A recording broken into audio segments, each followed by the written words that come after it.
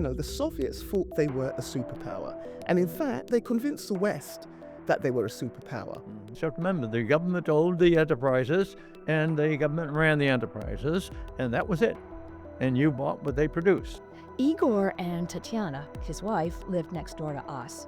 They were our spies. I remember at the institute I was at, the radio that didn't have a battery in it, wasn't connected to anything, just turned itself on. Because that was, it was listening into the conversation. And I said, I'm in the wrong place for business ethics. There were no business ethics.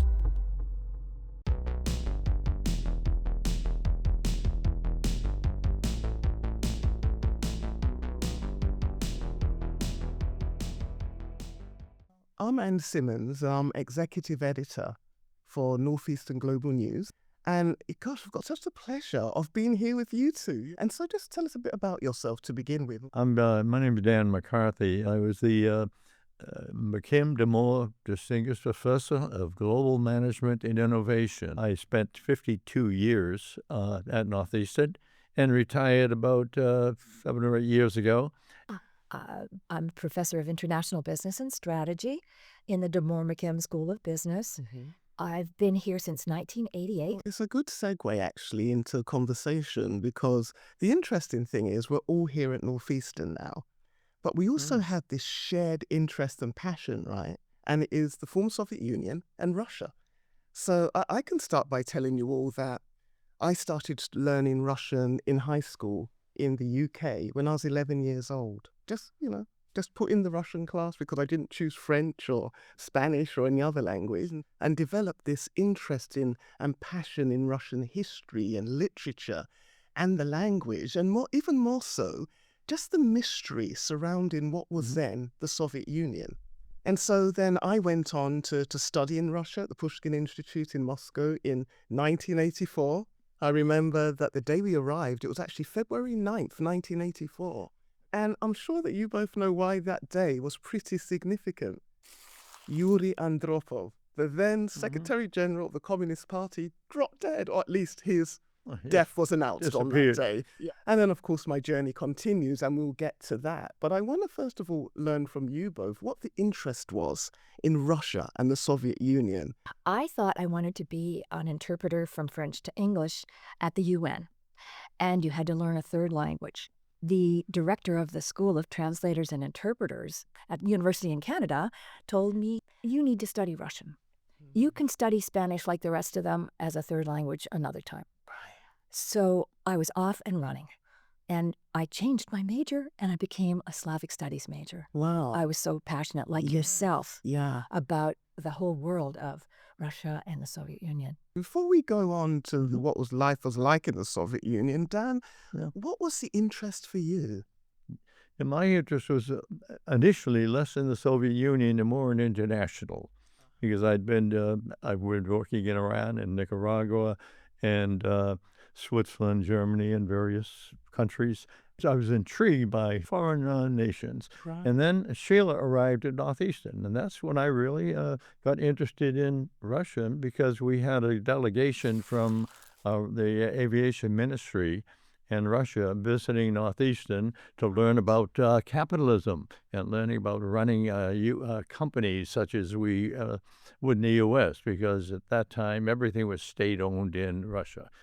Sheila was basically a group leader for us to give us some background on Russia, a little bit of the language. I do not speak Russian except beyond 30 or 40 words. When we got into that and met the people from the ministry, my interest deepened and deepened and deepened in Russia and how different it was. I want to pick up on something that you said, that, it was what was so different about these Russians and the Soviet Union. Sheila, you arrived in the Soviet Union when? I'm the elder of the group here. Ourselves. In that regard, I am the elder. I went, and my husband and I, he was a Russian major as well.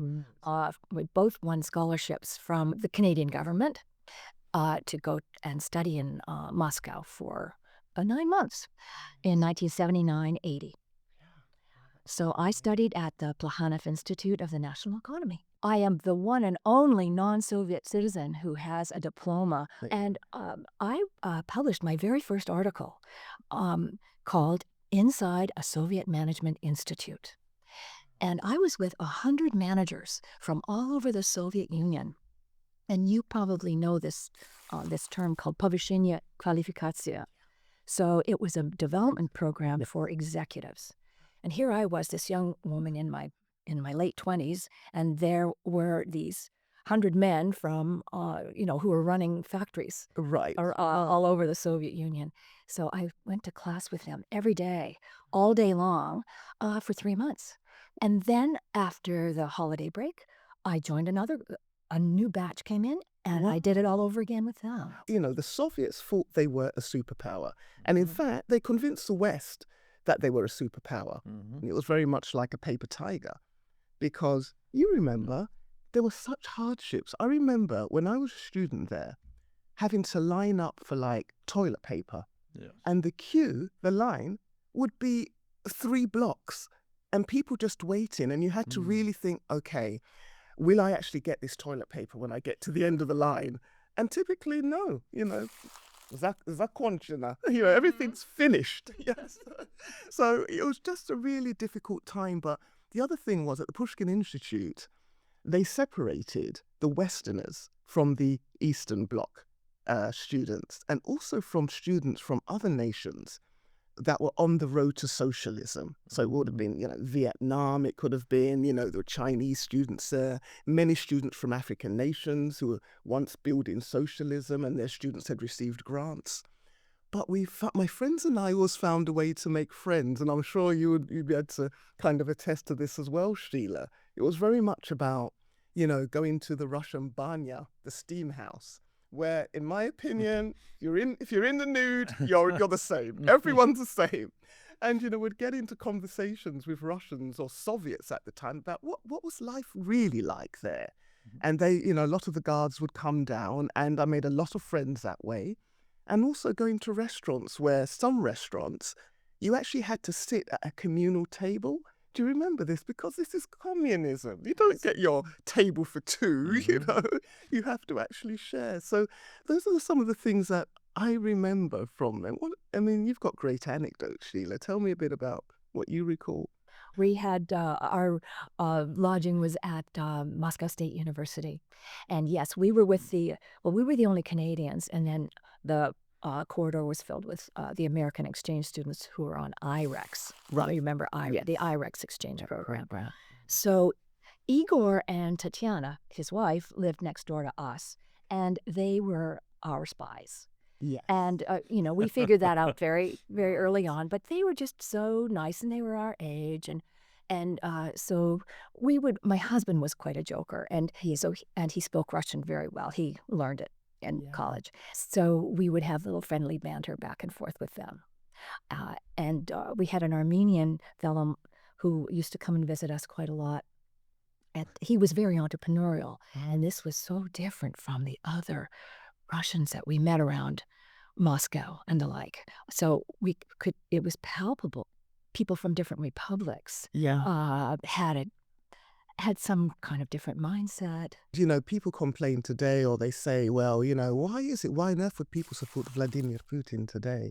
But it's understanding what Russians started with and the kind of hardships. Although, did you find that they've got this kind of pride in the fact that they're so resilient, right? It's like it's a badge of honor, because they realize that, we've had hardships, but we can endure. We made it. Yes, we made it. The Soviet Union was this, huge superpower. They thought that they were that they challenged the West. Relations were at an all-time low, of course. It was, the Cold War. What was it like, Sheila, in terms of academia? I know that you were there as a student, but do you know, were the relations in terms of, professors going to the United States at the time?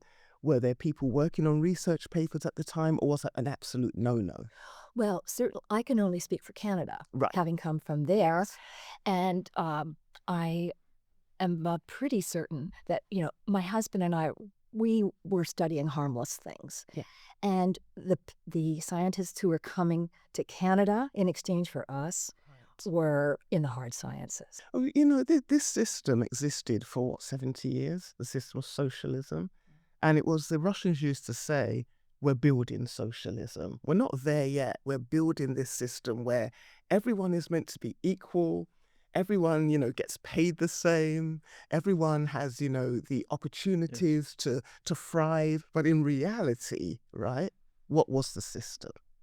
Yeah, there was a classes system there, those special shops that the rich were allowed to go into, but regular Russians weren't allowed into.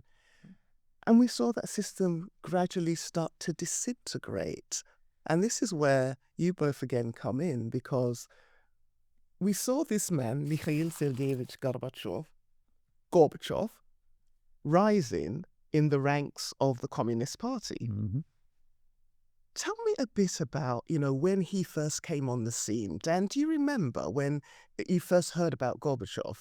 Gorbachev with his glasnost, which was opening the system, Yeah. and perestroika, which was a reconstruction, if you will, of the whole Soviet industrial system. Right. And that's why the group came to Northeastern from the aviation ministry, because they were presumably going to try to carry out perestroika. One of the things that intrigued me about them, they were enthusiastic. They were very, they had a good sense of humor, and yet you knew with them they're KGB.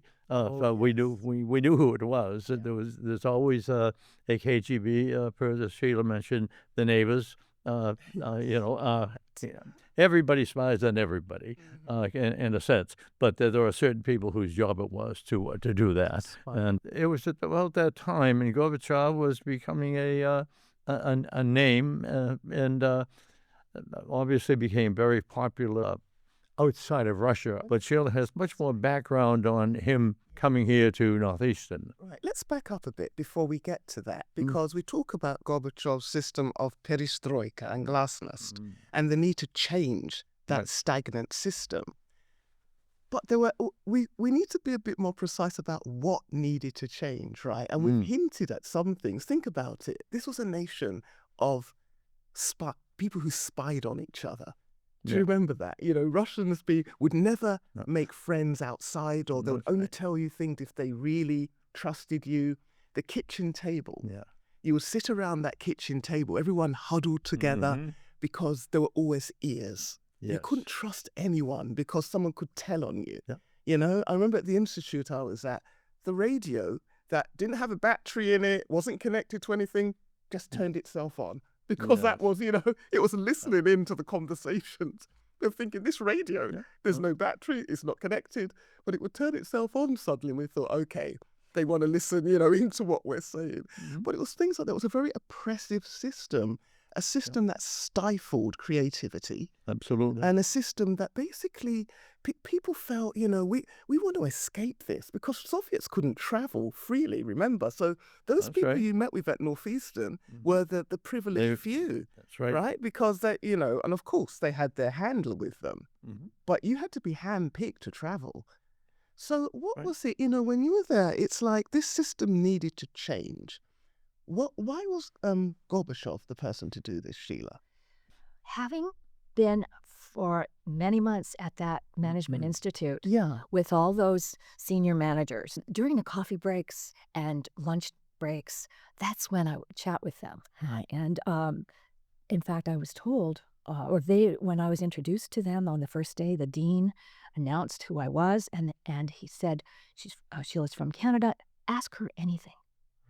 And so they would ask me about hockey and how many square meters of my apartment was and that kind of thing. But additionally, we build that trust. Yeah. And then I would ask them questions. How do you manage with all of these challenges, the resource scarcity? How do you keep your factories running? And then they would tell me how they would do it.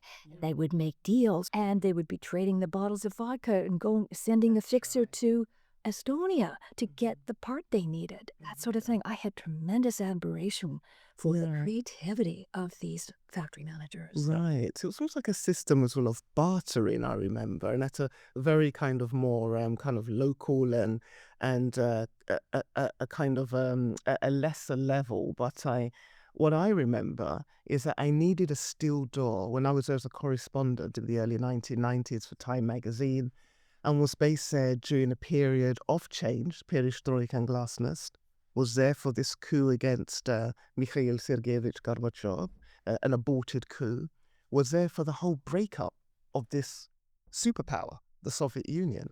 But what I remember in terms of the levels of corruption and bartering is that I wanted a steel door to be attached to my apartment for safety reasons. Sure. And of course, they're like, you'd go somewhere, and as soon as you'd go into a shop, it would be, no, we don't have it. Before you've even opened your mouth to ask what you want or what you're looking for. But there was always this way of putting obstacles in your way, right?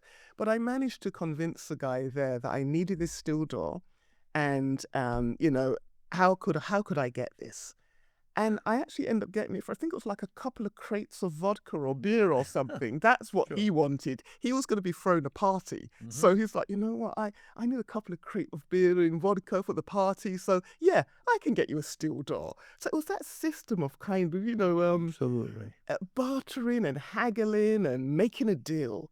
But that had to change because the whole economy was imploded. You can't scale bartering. Right, exactly. And it was a system based on bartering, as you point out. Right. And that cannot sustain an economy. The developing economies often have that as the foundation. Yeah. And then they try to move to something more formal, and that's what perestroika was about, to move beyond that. And perhaps if we're going to be a little greater nation, and maybe as great a nation as we think we are, we have to change something. Yeah. That you just cannot barter your way into high levels of gross national product and such. Right. And I guess that seems to me to be what they were attempting to do at the time, and therefore the way they chose to do it was to take a look at more open society, glasnost, and then restructure the Soviet-owned system, where the government owned everything. The government appointees basically ran everything. Merit was not particularly interesting to the people. It was all, who do you know, and what can I get for you, and what can you get from me? That what you just went through, but they knew that this was not a way to a future. And we had Sputnik ideas going on. We had a space race beginning, and the Cold War. And the question is, how far could Russia go? And as in the condition that they were, with the system that they had, and that calls for change. That's when the group came to Northeastern, and it was a small step in trying to move in the direction of capitalism, if you will, but a very rudimentary at the start. Right, kind of very rudimentary market-based economy, kind of fledgling democracy. But how did you meet Gorbachev? How did this come about, and what was his connection then to Northeastern? The chairman of the Board of Trustees at the time, George Matthews, became intrigued with the Soviet Union, as so many of us in the West were. It was such an exciting time when Gorbachev opened up the society, and the exchange agreements were being made in many walks of life, including education. And so George Matthews set up the Gorbachev Center, the Gorbachev Foundation of North America, which was centered right here at Northeastern. And I was fortunate to be chosen to be the program director. So that was a marvelous time where Dan and I were involved. We put on conferences. We had the leading luminaries in Soviet studies come to Northeastern. Gorbachev presided. People wanted to be involved. Right. It was just such an exciting time.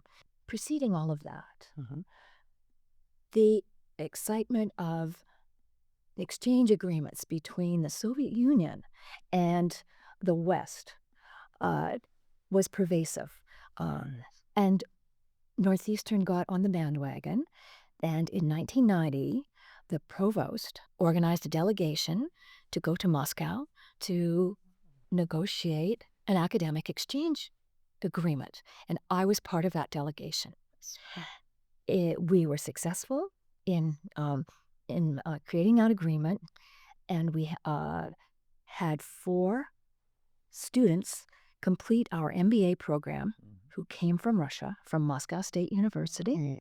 And in exchange, you'll be happy to hear this, Anne, journalism students went over to the journalism faculty right across from the Kremlin. Yes. That's where the building was. Do you know it well?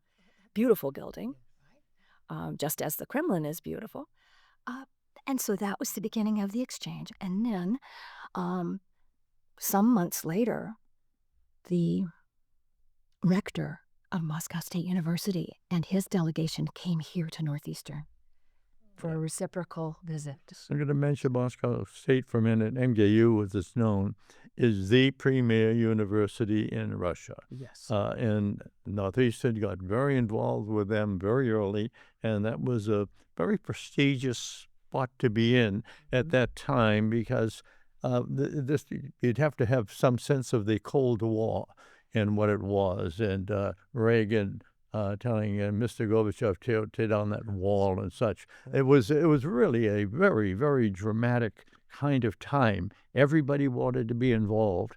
So tell me about your time, first time going to Russia. And it would have been then the Russian Federation, right? Yes. At that time, my first trip was 1993. I knew nothing about it and what to expect. It was a shocking entry for me to go to Russia for the first time. And as I mentioned, I'd been in Iran and I'd been in Nicaragua and most European countries and such. I just found this was different from anything else. The condition of the country is what. When I went to Iran, it was beautiful. I went to Nicaragua. It was they were having some troubles, but it was quite stable and beautiful. But when I went to Russia, it was going into a primitive world. I mean, for me, it was like opening the curtain and seeing what was really there. I had several reactions. One was really kind of dramatically taken by what I was seeing. I really admired the people for what they were doing, and I had a decent amount of fear. And I say I'd been around a good bit, and one of the first times I could remember being afraid. As Anne mentioned earlier, you need a steel door for your apartment. And the reason I was afraid was because everything was decrepit. The roads were absolutely empty. There were little Lada cars on the side of the road, with 2 men over there trying to fix it and get it running. The Kuwait stores, again, we had the experience that Ann mentioned, going to buy a loaf of bread at a store, being in a line, going through the procedure of paying, and then picking up, and then going over and having things checked. I mean, everything was just, it was so regimented and so decrepit that I guess for the first time in my life in many, many years, I was actually had some real fears. The hotel we stayed in was beyond imagination. If you ever thought of a student dormitory at its worst, this was a lot worse. That was my reaction, but I got over that and got down to the business of what we were there for, a conference particularly, and relaxed, got to meet people from the university and such. And then I really got into the re-engaging my real interest and real feelings about what I hoped for in my first trip. We're talking about perestroika, going to a new system and such, and the conference was on business ethics. And I said, I'm in the wrong place for business ethics. There were no business ethics. And I said, why are they bothering with this? I was much more pragmatic. finance strategy and such was more on my mind of what they would need to turn this system around. But then I realized very shortly, with Sheila's help and also listening to the people at the conference and all, you can't have a business structure that works or an institution structure that works without an ethical base. And they realized this is what they needed as a start. You can't build if there's no foundation. And so that was a good lesson for me. And so I found myself getting educated pretty quickly in terms of what might be in Russia at the time. That's interesting. So the people that you collaborated with, like on papers and at forums, whatever happened to them? We brought some of them over here as part of a faculty exchange as well. Oh, And they taught in our business school. Some of them remained in the United States and became professors. it's a good segue actually, because you speak about what that system was like and the fear and the dearth of all of these products. And the fact is, we hadn't even mentioned no advertising for the most part in the Soviet Union. There were it was black and white. Yeah. When you came back to the West, suddenly you were hit by these lights, and color. But there it was black and white and gray, and nothing went to waste. I always say the Soviets and, the Russians in the early Russian Federation were great recyclers, because we use a paper cup. We here would throw it into the recycling bin or into the dustbin. There, they'll be rinsing them out for another couple of uses. They were use and reuse. Yes, use and reuse. So it was because nothing was available. Yeah. And if you saw something in the store, even if you didn't need it, you would grab it because you knew it wouldn't be there tomorrow. The land of empty shelves. Yeah, absolutely. So this system had to change. But then came, there was a coup against Gorbachev. He survived that. It was aborted. But then came Boris Yeltsin. And I felt a level of, among Russian friends, there was this level of shame almost that he brought with him. Yes, he had, there was a new era. He had, he stared down the puchisti, the ones that wanted to launch the putsch against him. He, he was the person who really stood up for Russia, but the system started just to crumble, to implode. And that was due to this, trying to move from socialism to a market-oriented economy and privatization. You were both very familiar with this. Why couldn't that work? People lost money. They, people, of course, people never used to save in banks in the Soviet Union. It was under your mattress or, Never trust a bank. Never trust a bank. They didn't have credit cards. No. They didn't have checkbooks. It was a cash economy and barter. So tell me a bit about, how do you kind of characterize the need for that change and how that came about? Well, one of the reasons things could not work is it quickly, the freedom quickly became freedom for some and nothing for others. That's right. And there was very well known at the time, the rise of the oligarchs. We actually hear a little bit of that here now about oligarchs. And the oligarchs got everything. It's because all of the state-owned enterprises, the major companies, major corporations, the wealth, the oil, everything was basically put on not an auction block, but all of the ownership, because they were going to private ownership from state ownership. That's the foundation of the change of perestroika. The workers and managers in any enterprise, the largest steel, oil, etc. companies, they took over the ownership on a basis that was decided on by the government. But that started off okay. But then what happened is the factory managers got all of the shares because nobody knew what a share was worth. It was a piece of paper. And said, now you own the business. And people had no idea what that meant. And own it. I still work here. Nothing's changed for me. To summarize it, all the shares ended up in the hands of a few people. Initially, factory managers, they then sold off everything that was worthwhile in their plants. They sold it or bartered it off or whatever. And so the wealth of the country ended up in the hands of a dozen or so oligarchs over time. And and for most people, nothing very much changed. They didn't have any more wealth. The wealth was concentrated in that dozen or so people.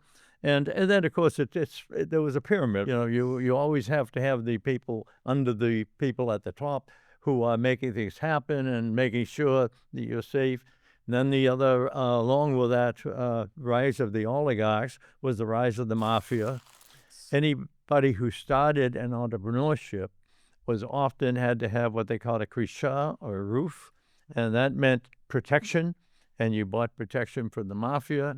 The people who accumulated most of the wealth were not very savory at all. The entrepreneurs who were really trying to make the system work, if you will, they had the mafia on one side, they had the government on the other side. You had to give the fire inspector and give everybody, every inspection, everybody of the every member of the small-time administration. They were bilking you for money on one side. The mafia was taking money from the other side. So entrepreneurship had a very difficult time going. Sheila and I at the time started out a long-term, decade-long research project called From State-Owned Enterprises to Entrepreneurship. We covered all of this development happening real time by interviewing entrepreneurs or people who are still in the state-owned enterprises. So that was my summary of kind of the business evolution, the attempt, the failures, and there were some decent, like Lukoil, some decent private companies got going that gained some size and scale, but for the most part, entrepreneurship remained very small. I'll mention one thing. Yeah. One company had little knowledge of markets, marketing, consumer behavior, anything of that nature. It was, this is what we do, this is what we make. It's so interesting because it leads us into kind of the next decade or so, the next period in what is now the Russian Federation. You mentioned the poorer getting, even poorer, the poor getting poorer. And then this, the rise of these oligarchs, these rich, super rich compared to what Russians had seen before in their society. And there was a lot of resentment as well brewing. Yeah. Right. It was very much like, okay, at the top, if we go to the political, we've got this leader who, yes, he's opened things up. Yes, you're now you can travel to Cyprus or wherever now. But he's like a drunken buffoon as well. Mm-hmm. And he was making, this is Boris Yeltsin, who was making Russians extremely uncomfortable, thinking, oh my goodness, this is who is representing us on the world stage. And you were there during the coup. That's correct. It was summer, the summer of 1991. Yes. It's been. And typically, as you know, in Russia in summer, nothing much happens. Right. And so people had gone on holiday. My bureau chief at the time, I was working for Time magazine, he was out of the country. The other correspondent was in the country. But, we were kind of all taking it easy because we knew summer, nothing happened. And I'm lying in bed at 6 a.m. and it's quite bright out because it's summer. And I get a phone call, and it's from a colleague in the Los Angeles bureau of Time magazine. And she's like, Anne, what are you doing? And I'm like, I'm sleeping. It's it's not even 6 a.m. And she's like, well, do you know there's a coup? I'm like, don't be ridiculous. Her name was Sally. Don't be ridiculous, Sally. She's like, you're in Moscow, Anne. There is stuff going on. I'm like, no, nothing happens. Anyway, then I hear a rumble on the streets outside, and I'm thinking, what on earth is that? So I jump up. I look out the window, and there are tanks coming down the street. It was Kutuzovsky Prospect, where my apartment was. Mm-hmm. So on the phone, I'm like, Sally, there's a coup, I turn on the radio, And they then announced that, Gorbachev had been incapacitated. There was a чрезвычайная ситуация, a kind of a state of emergency, that we should all stay indoors. And of course, as a reporter, I grabbed my stuff and just got ready, ran downstairs and started to talk to some of these tank drivers.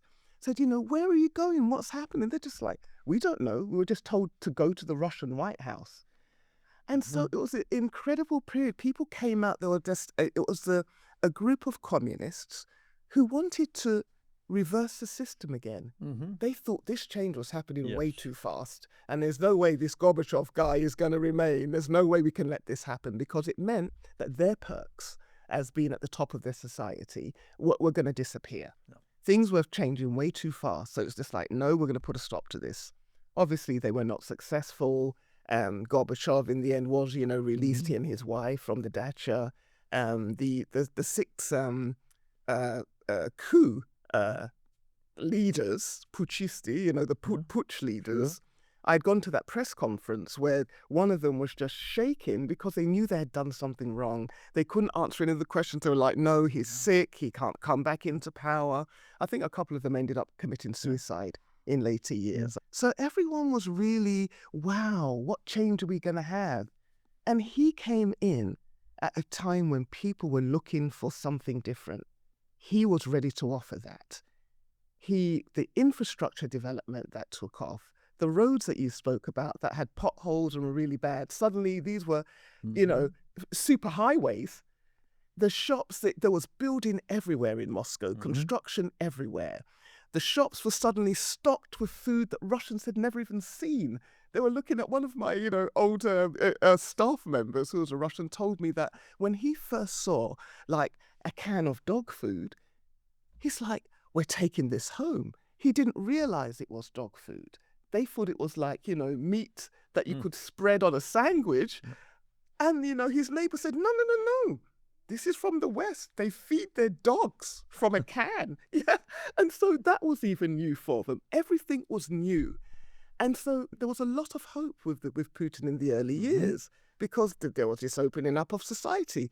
You could travel anywhere. Russians, of course, you still needed an external passport if you were Russian, but you could leave the country. The stores were packed with food. There were different colors. My God, not black and white, because during the Soviet Union, everything was packed in brown paper bags with meat or macaroni, flour, sugar, written on a brown paper bag. Lots of foreign companies seeing huge opportunities in Russia. So that you had all sorts of consumer goods and services you'd never had before. And that's the change you were just talking about. Absolutely. I'm glad you mentioned that, Dan. And these joint ventures that then started to happen with Western companies that were doing business with Russian companies. Everybody wanted to be in Russia as a huge market, and excellent. Tens and tens of millions of people. And that basically answers the question as to, well, why would people have embraced Putin in the beginning? Or what do they see in this man? He actually had, really created a lot of development in the country in the early years. Yes. And, power corrupts. Greed is something when you see that, you've got the world is your oyster and you can take whatever you want. His early years were filled with promise. In the old age, you would have to take a train for 12 hours overnight to get from Moscow to what was then Leningrad, today's St. Petersburg. Yes. And today, you've got this super fast train. It will get you there in 2.5, 3 hours, as opposed to the 12-hour overnight trip. And you get served, with wine and, gloves served. I mean, this, if people think about Russia, they think, oh, poor Russia. Actually, no. In at least, the big urban centers, he brought a lot in, and that brought a lot of support for Putin at the time. Well, we started off with one of our early pieces was on ethics, as you mentioned earlier, finding the common ground in U.S. and Soviet ethics. There are a lot of unethical things in business practices that we saw in Russia, and we thought, well, perhaps Russians think some of the practices Americans engage in are unethical. So we published an article about that. One unethical thing was laying people off. Right. Had that was just unheard of in Soviet times. So just as an example, so then moving along from ethics, we got deeply involved in writing about corporate governance because in 2000, the Putin government decided to have a code of corporate governance for very large enterprises. It was highly recommended that these companies have a code of corporate conduct. Conduct, that's what it was. And the Putin government brought in experts from the United States to develop that. And so we started writing about it. Right. A lot of it was to protect minority shareholders, because we mentioned the oligarchs and the people who owned the major companies or were the major shareholders. Well, they were going public at the time. They owned everything. And when you go public, you bring on a lot of minority shareholders. And the Code of Corporate Conduct was aimed very heavily at protecting the rights or giving some rights to the minority shareholders. And these were all completely foreign concepts. There was nothing like this. You have to remember, the government owned the enterprises, and the government ran the enterprises, and that was it. And you bought what they produced. And now you had private ownership with perhaps oligarchs at the top or some government officials appointed at the top, even if it was private. And then minority shareholders. Anyone was allowed to become a shareholder. And then you had private enterprises with shareholders. And it began to look like it was built on, a microcosm of the United States systems. And for a while, it was really very positive. Some of the people we knew well said it won't last. That's right. And just as an example of the need for this code of corporate conduct and protection of minority shareholders, there were some devious things that were done by some enterprises. For instance, a mining enterprise gave 1 day's notice of the shareholder meeting, and they held the meeting at the bottom of the mine. So the minority shareholders didn't stand a chance of attending that meeting. Right. And so our colleague, Professor Alexander Naumov at Moscow State University, he saw things changing. And despite all of this promise, he said, this era of privatization seems to be shrinking. And there seems to be a return to statization, where numerous sectors of the economy became designated as strategic. Right. Thus, they were taken over again, repossessed. That was the beginning of the bad turn. Things were beginning to deteriorate. It was presumably capitalism, and there were different forms beginning to take place. And the worst of all was this Soloviki capitalism, which is that tight-knit group of people who were going to get what they want, however they want to get it. And they were always the people in power. And that was kind of a sad thing to watch. But we were writing about it about about 2000? We published it in 2000. Amazing. Yeah, I mean, we were there the wild 90s. We and visited every year the same 10 companies and interviewed the top management team with the same set of questions. Right. And they all were still operating on 1999 when we were finishing the book.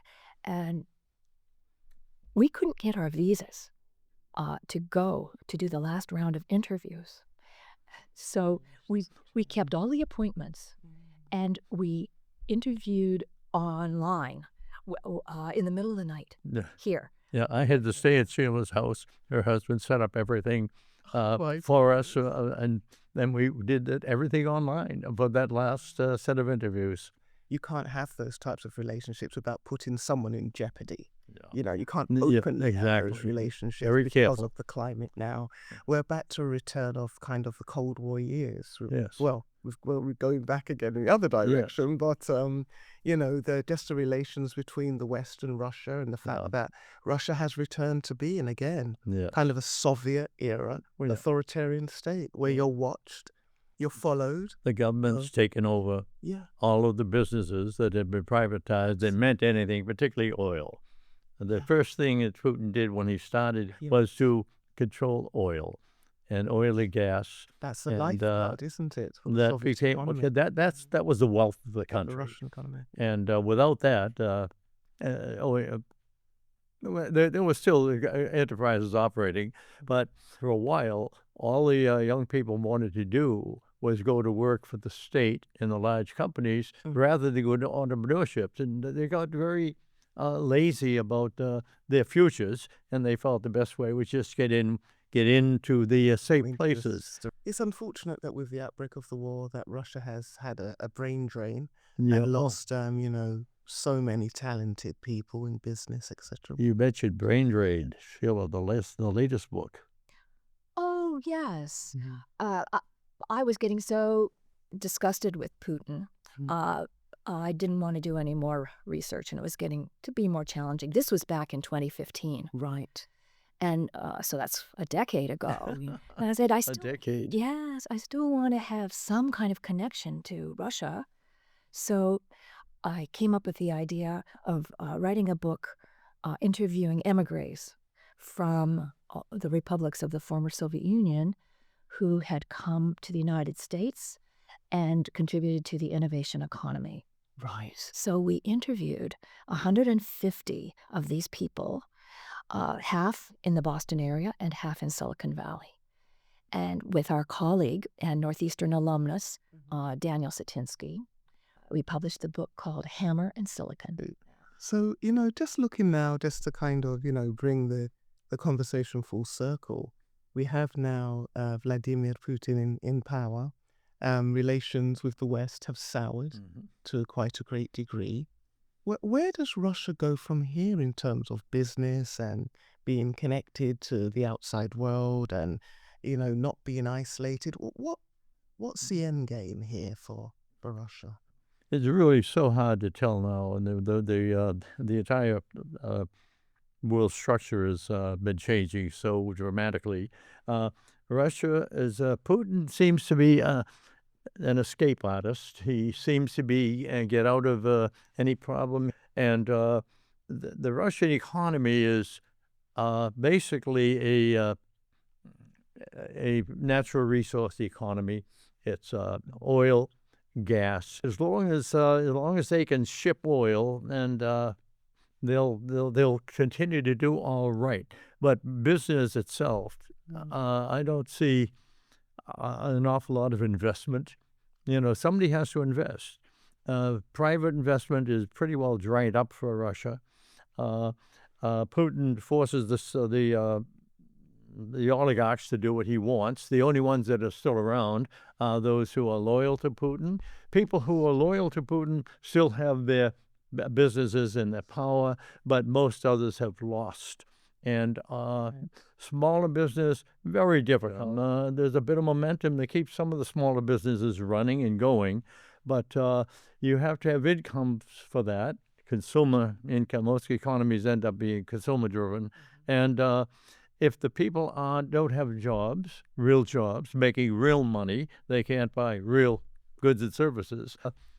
As far as anything promising in terms of freedom and in terms of democracy or private ownership and such, that's a long way off. Once you fail with an experiment, and we called our book the capitalist experiment, and you don't usually repeat that experience. If you do, you probably get the same result. Right. And so I have no pipeline to God on where we're going, where it will end up from here, but I'm sure everybody has their own views. I think that Russia is going to continue to build alliances with non-Western powers, particularly India. Yeah, I think that's a key one. Africa. Certainly Africa, do battle with China over Africa. Right. Yes. Whoever can benefit will will keep the relationship. And as long as Putin is around, but there's so much intrigue there, and there's so many people falling out of windows and in Moscow and such. I mean, and but I don't think we'll see any new Soviet Union developing, which would have been Putin's dream, I believe. Right. What about you, Anne? You were there for the Wall Street Journal as the bureau chief. So, what is your? Well, it's been quite I would say traumatic and distressing to watch the trajectory of Russia right now from a political perspective and social, because I've watched Putin really tighten the stranglehold, the grip on his nation. Yeah. Suppression, repression is off the chart. You cannot, especially during these war years, you cannot mention the fact that there is a war because you've got to refer to it as being a special military operation. Yes. If you do otherwise, you risk 15 years in a Russian prison. You cannot even step out onto the street and, look as though you're going to do any kind of protest. You will be snatched off the street immediately. Yeah. All journalists are followed. Yes. One of my correspondents spent 16 months in a Russian prison. He was picked up and accused of spying, Evan Gershkovich. That's what actually compelled my company to pull me out at the time. This was 2023. If you're a real threat like Navalny, who may have been an answer. Yes, then of course, you're not going to last for long.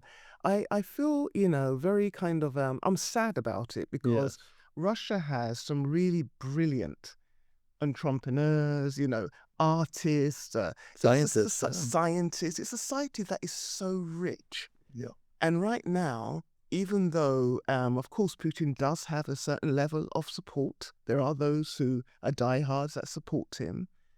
There are others, though, like many people I know, who have given support because they see no other choice. Yeah. They may have a job right now as an accountant or even in a food store, Right. and they feel that, okay, what do? I come to the West and do what? Some of my qualifications maybe won't even translate. I could be, a PhD there, and when I come here, they don't recognize my PhD from, or an MD, the university in Tomsk or wherever, I'm saddened to see that there has been this brain drain of Russians and just, the clampdown on a society that is bursting with energy and wants to be free. And the people we met were wonderful. Yeah. And we met right down through the students and such. You always had a student guide when we were there. And everybody was so, just so optimistic and hopeful and nice. They were I find the Russians to be really, really nice people. Right. If you get them out of the formal, suspicious environment. Right. Yeah. But it's a sad. Yeah. If you cared about Russia at all, it's a very sad time. And it's sad, thinking of your career there, and you started out in communist times, and then you've gone back full circle. We've gone full circle. Yes. I have watched Russia kind of evolve from, the deep, dark communist years into a society thriving and bursting with energy and potential, and then watching the backward slide, where it's going backwards to that authoritarian state, where you're suspicious of everyone, where you're followed everywhere, where you can't trust your best friend, where I wouldn't even trust someone to bring a cell phone into my office because there's no way that's going to be taping something or, I'm going to be compromised in some way. So there's not much reason for optimism. Right. Well, we'll see. I like to remain optimistic. I'd love that. Yes. I'm an optimist. Yeah. But I'm also a realist. Yeah. Yes, absolutely. And not in my lifetime. Well, this has been a great conversation, Sheila, Dan. Thank you. Thank you for sharing your thoughts on the then and now of Russia. Russia then and now.